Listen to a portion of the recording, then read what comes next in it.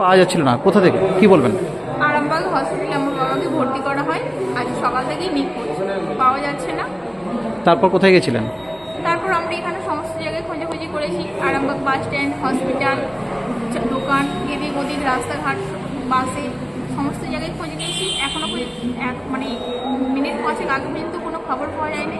এই 5 মিনিট হবে এক সিভিক ভলেন্টিয়ার ফোন করে জানালেন ওনাকে হরিফল থানার অন্তর্গত কোনো অনন্তনগর গ্রাম থেকে পাওয়া গেছে। ওনারা ওখানকার স্থানীয় বাসিন্দারা ওখানে হরিফল থানায় ওনাকে আটকে রেখেছেন। আমরা এখন এখান থেকে সবাই বেরোচ্ছি যাতে ওনাকে ওখান থেকে রিসিভ করে আরামবাগ থানায় নিয়ে আসতে পারে।